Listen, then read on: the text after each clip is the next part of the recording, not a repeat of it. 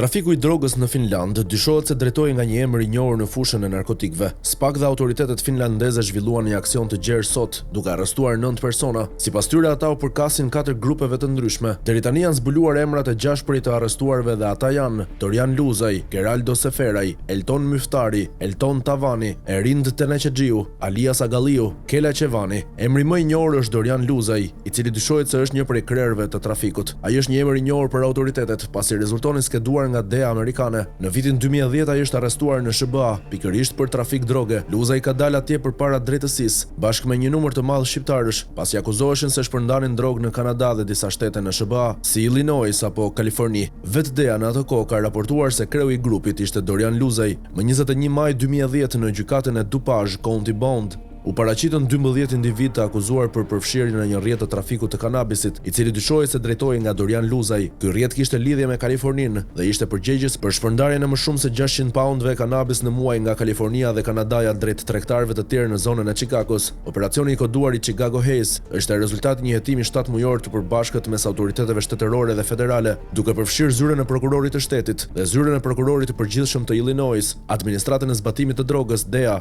grupin metropolitan të zbatimit të ligjit të DuPage dhe disa agjenci lokale të zbatimit të ligjit. Njoftonte DEA në një njoftim zyrtar të SPAK është bërë ditur se këto grupe të krijuar, organizuar dhe drejtuar nga shtetas shqiptar kanë mundur të trafikonin në territorin e Republikës së Finlandës sasira të konsiderueshme lëndësh apo substancash narkotike me rrezikshmëri të lartë, përfshirë kokainë, amfetamin, kanabis, ekstazi dhe substanca të tjera psikotrope. Droga trafikohej dhe transportohej nga Holanda dhe Spanja, si dhe më pas dorëzohej e tregtohej shpërndarje në disa qytete të Finlandës, duke shfrytzuar edhe një rrjet të mirë organizuar shpërndarësish të lëndës narkotike me qëllim sigurimin e të ardhurave të jashtëligjshme. Më herët u raportua se një nga personat e arrestuar, që konsiderohet si drejtuesi një prej grupeve, ishte mësues historie, ndërkohë 4 drejtuesit e grupeve janë 2 nga Vlora, 1 nga Berati dhe 1 tjetër nga Kuçova.